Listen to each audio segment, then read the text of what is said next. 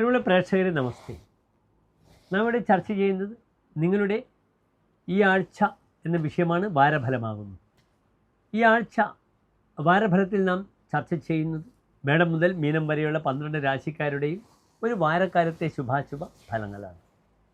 ഇവിടെ നാം ചർച്ച ചെയ്യുന്ന ദിനങ്ങൾ വരുന്നത് 1200 ഇടവമാസം 25-ാം തീയതി മുതൽ 31-ാം തീയതി വരെയുള്ള ഒരാഴ്ചക്കാലം. അതായത് 2025 ജൂൺ 8 മുതൽ ജൂൺ 14-ാം തീയതി വരെയുള്ള ഞായറാഴ്ച മുതൽ ശനിയാഴ്ച വരെയുള്ള ശുഭാശുഭ ഫലങ്ങളാകുന്നു. ഇവിടെ ഈ വാരത്തിൽ പ്രധാനമായും ചർച്ച ചെയ്യുമ്പോൾ വളരെ ശുഭകരമായ ചില മാറ്റങ്ങൾ, ഗ്രഹങ്ങളുടെ മാറ്റങ്ങൾ നാം ശ്രദ്ധിക്കണം. ബുധൻ മിഥുനത്തിലേക്ക് സ്വന്തം ക്ഷേത്രത്തിലേക്ക് പ്രവേശിക്കുകയാണ്. അപ്രകാരം നീചസ്ഥനായ ചൊവ്വ കർക്കിടകത്തിൽ നിന്നും ചിങ്ങൻ രാശിയിലേക്ക് പ്രവേശിക്കുകയാണ്. സുക്ഷേത്രത്തിൽ ശുക്രൻ മീനത്തിൽ നിന്നും മേടത്തിലേക്ക് പ്രവേശിച്ച് കഴിയുകയും ചെയ്തു.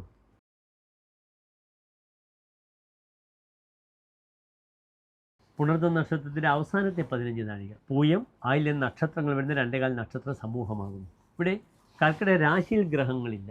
2-ാം ഭാവത്തിൽ ചൊവ്വ, കേതു, 4-ാം ഭാവത്തിൽ ചന്ദ്രൻ, അഷ്ടമത്തിൽ രാഹു, 9-ാം ഭാവത്തിൽ ശനി, 10-ാം ഭാവത്തിൽ ശുക്രൻ, 11-ൽ ആദിത്യൻ, 12-ൽ ബുധൻ, ഗുരു.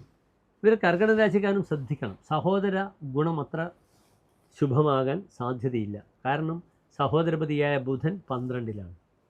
പിന്നീട് മറ്റൊരു പ്രധാനപ്പെട്ട വിഷയം, ഇപ്പോൾ ഏതാനും ദിവസം കഴിഞ്ഞാൽ 14-ാം തീയതി കഴിഞ്ഞ് 15-ന് ധർമ്മദൈവ സങ്കേതത്തിൽ വിളക്കിലേക്ക് എണ്ണ, തിരി, മാല ഒക്കെ സമർപ്പിക്കണം. ധർമ്മദൈവം ചിന്തിക്കേണ്ട വ്യാഴം 9-ാം ഭാവാധിപനായി 12-ൽ നിൽക്കുന്നു. കർക്കിടക രാശിക്കാർക്ക് ഇനിയൊരു വർഷം വ്യാഴം 12-ലാണ്. ശ്രദ്ധിക്കണം. അവിടെ വഴിപാടുകൾ ചെയ്യണം. ധർമ്മദൈവ സങ്കേതത്തിൽ തുളസിമാല, പാൽപ്പായസമൊക്കെ ചെയ്യുക, വിഷ്ണു ക്ഷേത്രത്തിൽ പോയിട്ട്. അപ്രകാരം രാഹു അഷ്ടമത്തിലാണ്. വളരെയധികം ശാരീരികമായി കണ്ണുകൾക്കും പൈൽസിൻ്റെ ബുദ്ധിമുട്ടുണ്ട്. ഇപ്പോൾ പ്രത്യേകിച്ച് പറയാനുള്ളത് 2-ൽ ചൊവ്വയാണ് കേതുവോടുകൂടെ. കഥന്നഹ കുൽസിതമായ ഭക്ഷണം ഇഷ്ടപ്പെടുമെന്നാണ്. അതിനാൽ വേണ്ടാത്ത ഭക്ഷണങ്ങളൊക്കെ കഴിച്ചാൽ അഷ്ടമത്തിലെ രാഹു പൈൽസ്, രക്തം പുറത്തേക്ക് വരും. വളരെ ശ്രദ്ധിക്കണം. അതിനുമപ്പുറം കണ്ണുകളെ ശ്രദ്ധിക്കണം. വലത്തെ കണ്ണിനെ വളരെയധികം ശ്രദ്ധിക്കുക.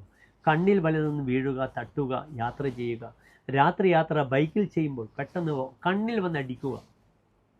കീടങ്ങൾ, ഇൻസെക്ട്സ്, പ്രാണികൾ, അങ്ങനെ ബുദ്ധിമുട്ടുകൾ വരും. അത് വളരെ ശ്രദ്ധിക്കണം. അനാവശ്യമായ വാദപ്രതിവാദത്തിലേക്ക് എവിടെയും പോകേണ്ട. 2-ൽ ചൊവ്വന്നാൽ താൻ തർക്കിക്കുമെന്നാണ്. തന്നോട് സംസാരിച്ച ആരും അടുത്ത് വരില്ല. അതിനാൽ അത് വളരെ ജാഗ്രത പാലിക്കുക. അഷ്ടമത്തിലെ രാഹുവും അപ്രകാരമാണ്. ജനൈഹി പണ്ഡിതൈഹി വന്ദിത നിന്ദിതസ്വൈഹി. ജനങ്ങളും പണ്ഡിതന്മാരും തന്നെ പുകഴ്ത്തും, സ്വന്തം ആളുകൾ തന്നെ അപമാനിക്കും. അതാണ് ഞാൻ പറഞ്ഞത്. ഒരിക്കലും തർക്കിക്കാൻ പോകരുത് ഈ ഒരു വാരക്കാലം. സഹത് ഭാഗ്യലാഭോ സഹത് ഭ്രംശ. പലപ്പോഴും ഭാഗ്യം നഷ്ടപ്പെടുക, ചിലപ്പോൾ കിട്ടിയാലായി. അതിനാൽ പൂർവികമായ സ്വത്ത് വിഷയത്തിൽ ബാങ്കിലൊന്നും വെച്ച് ഒന്നും ചെയ്യേണ്ട.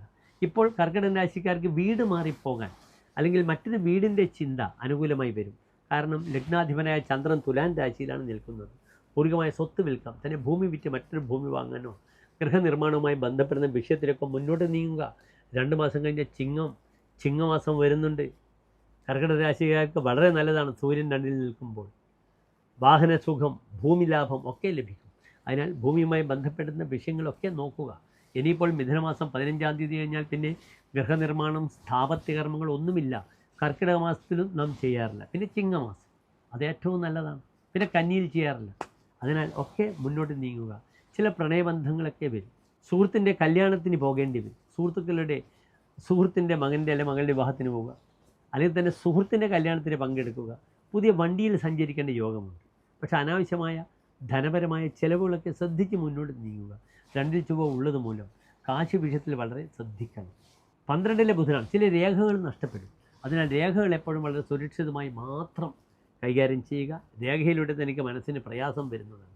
അതും ശ്രദ്ധിക്കണം. കർക്കിടകം രാശിക്കാർ, എല്ലാ കർക്കിടക രാശിക്കാർ ശോഭനമായ നല്ലൊരു വാരക്കാലത്തെ പ്രാർത്ഥിക്കുന്നു. നന്ദി, നമസ്കാരം.